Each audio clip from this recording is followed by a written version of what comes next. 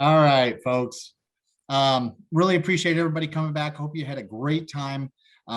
Before we hear from Senator Sinema and Kelly and have our discussion with Drew, I wanted to give you a heads up what you'll be experiencing tomorrow. We encourage you to come back. It's going to be another great day. We're going to be hearing from Maria Fuentes. She is the director of the Governor's Office of Youth, Faith, and Family. She's always got an amazing message, and she's a really inspirational individual. So I encourage you to come and listen for that. We'll also be taking you on kind of a rather inspiring journey as we kind of track the transition of military service members. We're going to show a little bit of what's happening with their careers. Everybody always gets really concerned about, we got to make sure that we transition folks really effectively. There's been a lot of work done by a lot of really good people around that. So we're going to talk about that tomorrow. And then we'll obviously have the other half of the breakouts, and we've got some amazing topics on that as well. So I am now going to hand it over to Miss Wanda Wright. Good morning. I think it's still morning to everybody. Happy to see you again. It's my pleasure to introduce a pre-recorded video from Senator Kyrsten Sinema. Senator Sinema was sworn in with the 116th United States Congress on January 3rd, 2019. She's the first woman to represent Arizona in the United States Senate. She's also the first Democrat elected to represent Arizona in the chamber since Dennis DeConcini, who held the seat from 1977 to 1995. Senator Sinema is an American politician, attorney, and social worker serving as a senior United States Senator from Arizona since that time. So we're so happy to have this pre-recorded video from her. And afterward, we have a little bit of a special guest we'll have a conversation with, and I'll introduce her after the video. Roll the video. Hi, everyone. I'm sorry we couldn't be together in person, but the coronavirus pandemic won't stop us from recognizing your amazing work. I'm proud to join the Arizona Department of Veterans Services and the Arizona Coalition for Military Families to support Arizona's service members, veterans, and families who count on all of you to access the resources and benefits they've earned. Our office has served as a partner of the Be Connected program since it was created, after Congress passed the Clay Hunt Suicide Prevention for American Veterans Act. Through its Call, Match, and Learn components, the Be Connected program works closely with local, state, and federal systems to help identify and navigate resources for Arizona veterans community. Together, we must continue this work supporting service members, veterans, and their families. In 2019, I was proud to help get the Sergeant Daniel Somers Network of Support Act and the Veterans Network of Support Act signed into law. These laws establish programs at the Department of Defense for new recruits and at the VA for transitioning service members to ensure loved ones are engaged and understand the resources available to their service members as they transition both into and out of the military. Over the past year, we worked directly with the American Legion, the VA, Philips North America, and the Arizona Department of Veterans Services, navigating the challenges of the pandemic to safely bring an Atlas telehealth pod to the Arizona American Legion Post 12 in Wickenburg. And I'm excited to announce that Wickenburg's Atlas site opened last month. This telehealth site represents a first-of-its-kind opportunity for Arizona veterans and will provide a private and secure way for veterans to connect with VA providers. The site will save veterans lengthy travel time and money, providing easier access to VA care. It was a team effort to bring this resource to Arizona, and I greatly appreciate the efforts of all of our community partners to make it happen. I'm also thrilled that the Save Lives Act signed into law a few weeks ago. Our bipartisan law gives the VA authority to expand the population it can vaccinate to include all veterans, veteran spouses, and eligible caregivers and dependents as supply chains open up. Eligible individuals can register for a vaccine and receive updates about the VA vaccination rollout on the VA's vaccination website. As many of you know, I come from a military family, so taking care of our veterans is personal for me. I'm honored to work alongside each of you and my colleagues on the Senate Veterans Affairs Committee as we continue delivering results for our service members, military families, and veterans. Thank you for your dedication to caring for our service members and veterans. Arizona and I are forever grateful for your service. And thank you, Senator Sinema, for your service. She loves veterans, and we know that she does. So I'd like to take the next couple of minutes and speak with a special guest that we have. Policy advisor for Senator Sinema's office. We have Jackie Malzucci with us today, and I get the opportunity to ask her a few questions about her position and role in Senator Sinema's office. So, Jackie, can you share with us what your role is and what you're able to do in the Senator's office? Absolutely. And I just want to say good morning to everyone and thanks for hosting me. The Senator, of course, sends her regards as well. So I am the Senator's policy advisor for all of the work she does with the Senate Veterans Affairs Committee and all of the work she does to support veterans. I also work and support on some of the issues around for her defense portfolio as well.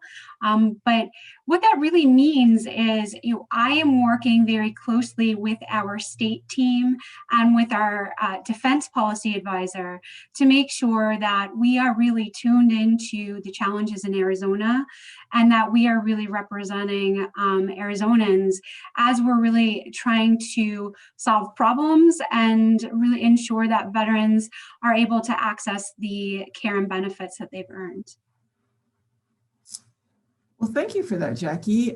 What are some of the priorities of your team around veterans and their families? Yeah, so thank you for that question. I feel the list is always so large, but I want to kind of focus on a few that I think are really important. So last Congress, Senator Sinema and our team were able to see a number of priorities passed into law. Some of them you heard the Senator talk about in her video, specifically her efforts around the Daniel Somers Veterans Network of Support legislation, which really came from efforts working with the family of Daniel Somers, who did lose his life to suicide. So now that bill has been passed into law, our job's not done, it's just beginning. So once that bill is signed into law, now the program begins, so the work really begins. And our job is to make sure that we're continuing to work with the VA and with the Department of Defense as they stand up these programs to make sure that intent is met and that the programs are doing what we want them to do, which is to ensure that service members and veterans, as they're coming into service and as they're transitioning out, have family members and loved ones who are also engaged in the process and can serve as that network of support. We also saw a number of rather large efforts signed into law last year. The Deborah Sampson Act, which is a bill that was really focused around women veterans and expanding care for women veterans. Yes, woohoo! That has been an effort that bill was first introduced, I think it was in 2015. So that's been a long-term effort across the House and the Senate to get passed into law. And so we're really excited that those provisions are now law. But again, the work's not done. So there's a lot of oversight that's going to need to be done to make sure that those provisions are acted upon and done so in a way that meets the intent of the law. The same with the Commander John Scott Hannon Veterans Mental Health Improvement Act. As many of you know, Senator Sinema has been a very strong advocate for suicide prevention efforts across the military and the veteran community.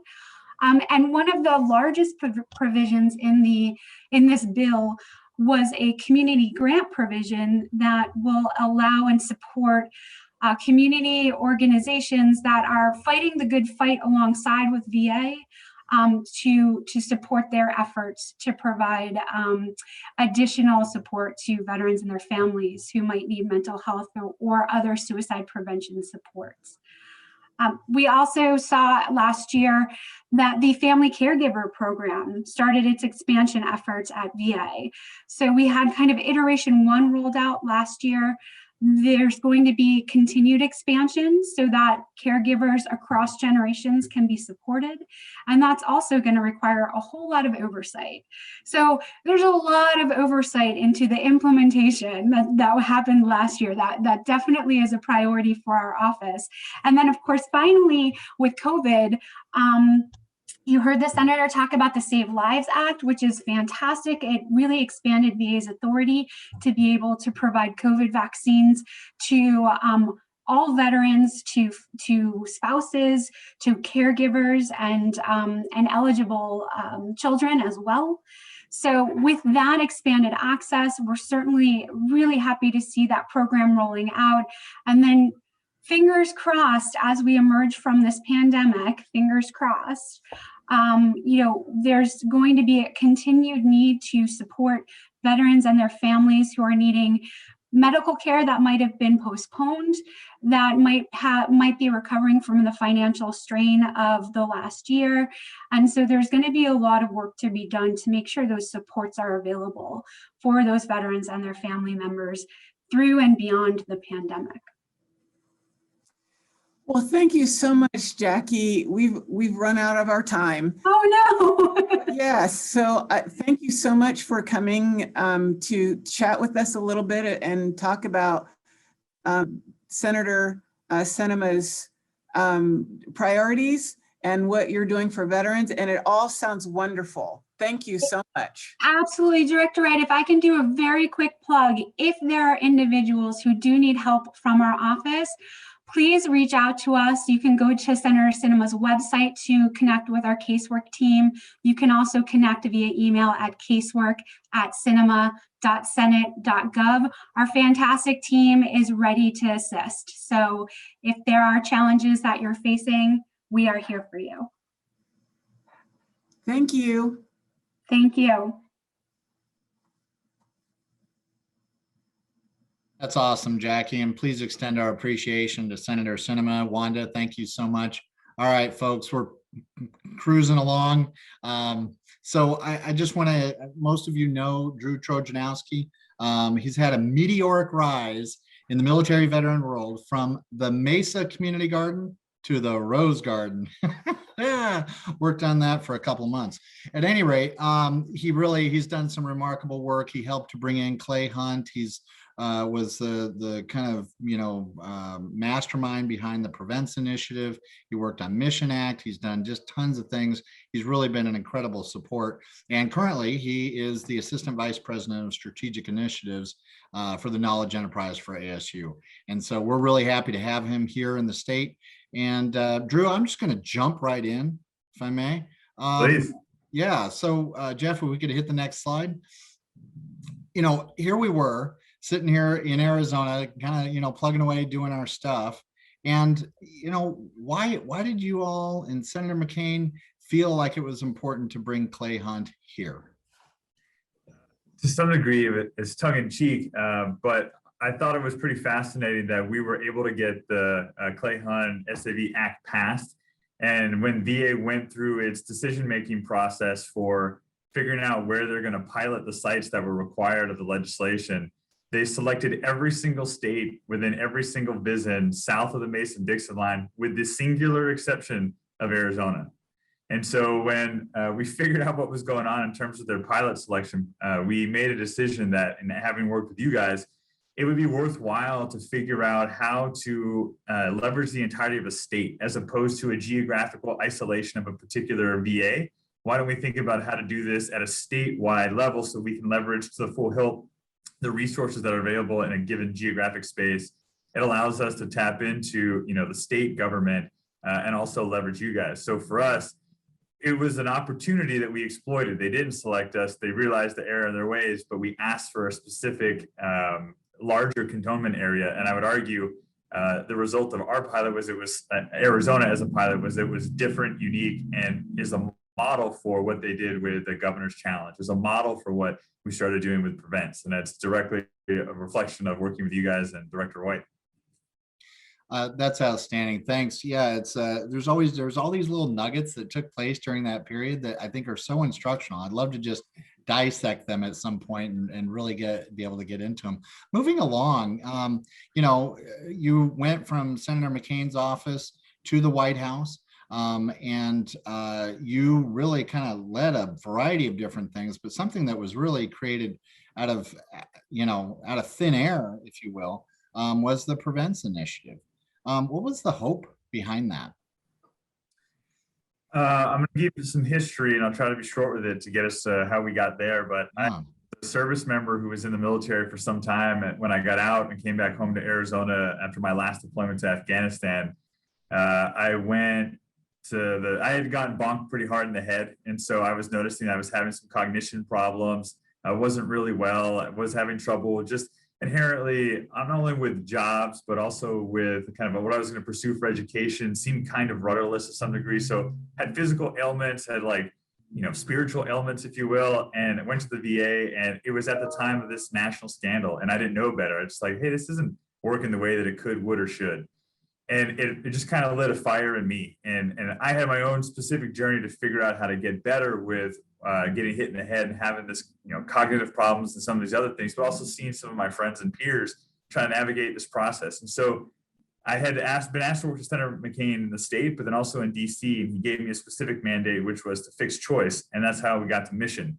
And I looked at all of that as a precursor to where we actually needed to go to get to the places that was the most important for service members, is dealing with suicide prevention. And it's the key part of that phrase is prevention.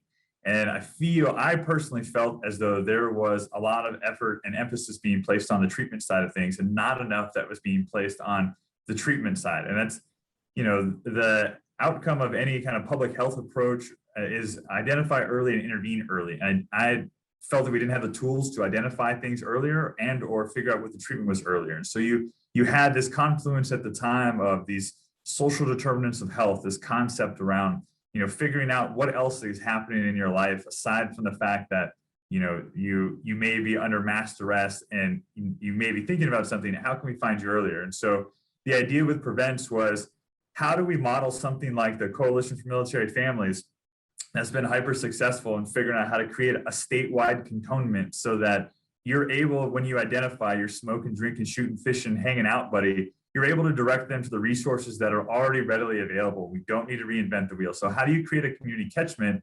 And if we can really refine that, and to Jackie's point and Senator Sinema's point, you know, the community grant program that follows that was a direct reflection of the Prevents program, which required that Congress figure out a way to fund these kinds of activities. And then simultaneously, we need to advance the frontier for better understanding, you know, the impact of, you know, the overall human condition. What is the frontier of the science to help understand when injury occurs, identifying early, and then figuring out how to intervene? But you can't escape the fact that you need to have a community catchment.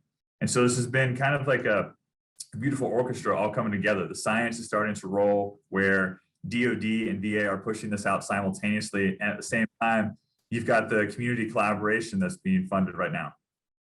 I mean, that's just a ton to digest, but I really, you've nailed it in the sense that there was just, we had to have, you know, as I always call it, kind of the coordination and collaboration.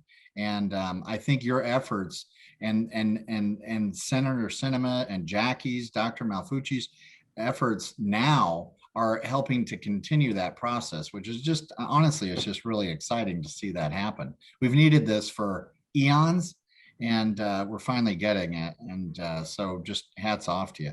All right, next subject. What are we doing in the future? What do you see? I mean, you know, you're amazing at vision casting. You could be kind of we'll call it Drew vision. We don't have a graphic for that, but you know, but you know, you really do. And so there's the laugh track. There's the laugh track. Thanks, Paul. You know, what is ahead of us? Where do we need to go? So to be as robust as I can, I would say the complete and total domination of the public health sphere in terms of delivering for service members and veterans. So how do you get there, right? So we've had this conversation between myself and the coalition and thinking about, you know, there are really successful programs focused on employment that are national, right? Looking over at IBMF, out of Syracuse, and they're impressive. And they're one of the very few places that exist where you're able to intertwine, both programmatic delivery with empirical validation of activity. And so we've been having these conversations with you guys and figuring out how we can lash ourselves together in the most appropriate way so that we can help expand the programmatic delivery that you guys have in Arizona, across the 50 states, 51 if you include DC, and then figure out how to empirically validate all of that, right? And so, like, what comes with all of that, and working with our federal agencies and thinking about how to do that. And then, there are 1,000 branches that exist below that. And I was talking to Jackie right before this happened, and we have a unique opportunity thinking about, how we do distributed healthcare, remote healthcare. And COVID has taught us a lot, and thinking about, telemedicine and how to accelerate that. It's hard for people to get to a physical infrastructure like a VA or places like that. So what can we do in partnering with you guys on the, social determinants, collective impact model? What can we do with Philips to extend technology, and how can we start to validate what this begins to look like so it becomes more and more distributed? The answer or the fallback position won't be it's geographically isolated, and we can figure out how to create this. We had a statewide cantonment. Can we make a nationwide cantonment where we're able to deliver services to people? I'm positive that people are all in the same boat. I could listen to you pretty much all day long because I love the stream of thought. These are things that maybe just a final wrap up on, is that possible in today's, in our box of straws ways of thinking? Is this possible to do? Unequivocally, I think it is. And it's a testament to Arizona. Look how much has been done over the course of the last 5 years, and is a direct reflection of the effort that's happening in Arizona, and Arizona specifically. We have been leading this conversation from our congressional delegation to our state delegation to the state organizations, WANDA, ACDVS, and the coalition. And so, and ASU is joining the fight. And so it's now just going to continue to steamroll outward from here. Okay, that I hope everybody takes a sense of encouragement by that. These are issues that have been going on before we even knew that they were issues. We didn't even have a name for PTSD up until kind of the late 70s.